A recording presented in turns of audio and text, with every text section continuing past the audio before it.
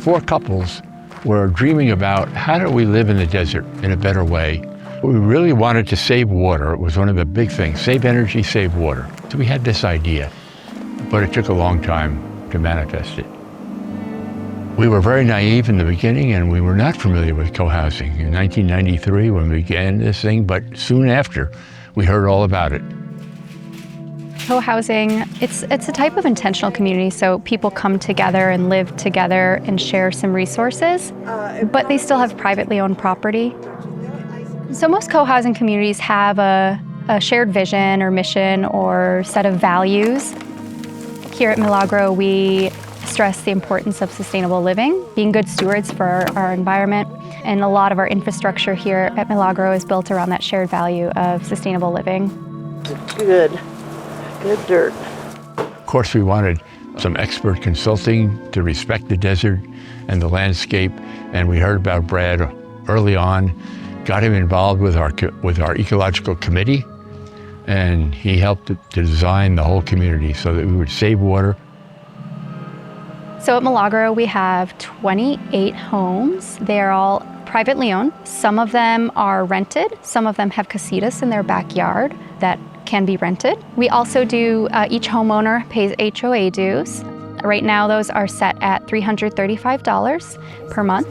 The transparency is 100% because we are literally the ones making the decisions and know what the dues are exactly funding. There were all kinds of challenges to get it built, but then it's very different to live here. It's a lot of learning and a lot of listening, trying to say, what does the community want? And how can I work with the community? As opposed to what do I want? And how can I get my way? Right, but also, most of the weight is on this. Here at Milagro, we currently abide by a consensus process where we need a quorum, which I think is 2/3 of the homeowners here to agree on like a major community decision. You know, if we zoom out and look at humanity, how our species has evolved over millennia, we're a social species. It's strange to me, in a way, quarantine ourselves inside of one little plot of land and never talk to the people around us.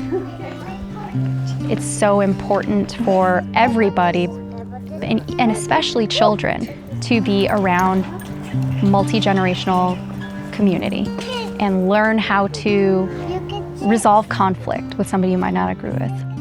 Our society just in this day and age is not set up for experiencing those things. No snakes. No snakes? Okay, good. All residents, whether they're renters or homeowners, are expected to fulfill a few responsibilities. One is serve on a committee, and then the other expectation is to put in work hours. Currently, we have the expectation set at 6 hours a month. Whenever you get a chance, I want to try to pull this main axle out of the composter. I came out here from Chicago. But no hurry, I'll see you. I'm a renter. I lived in a house first, then they sold the house. Then I moved to a casita, then another casita, and now I'm on my 3rd casita. I had no idea what cohousing was.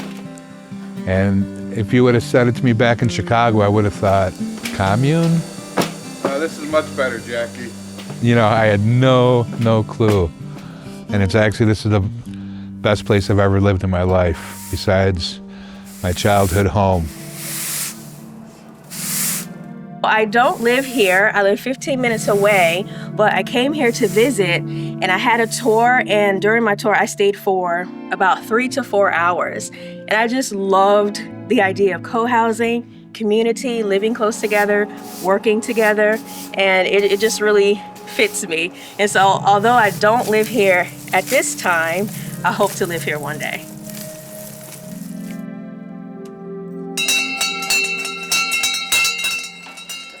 Let me guess.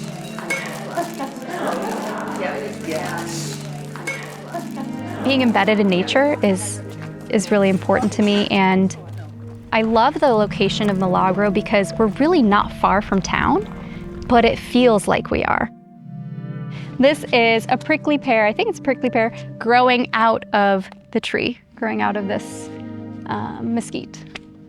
I've seen lots of snakes in here, we've seen bobcats, I see hundreds of butterflies, like on the daily. We have our own wetlands, so we're not tied into the city sewer system.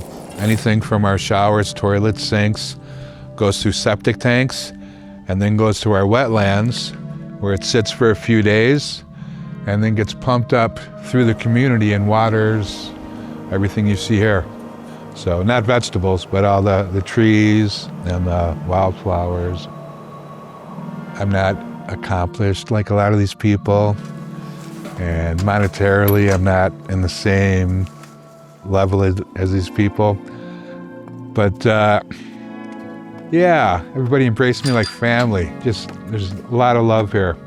Yeah, all the stuff that I was concerned about was just turned out to be, Should it go on top of the dirt? yeah, just not part of the thing. They just take you for who you are. Then the next part. We do tours all the time. We encourage people to come and visit and want to live here. It just is happening. It's happening and it's real, and it continues to evolve. And yet it'll always be Milagro, 43 acres, a small footprint, and preserving energy and water. That's just the way I want to live.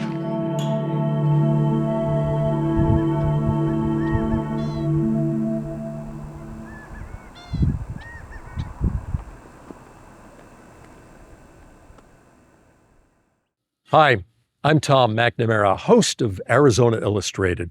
Thank you for watching this story from our show.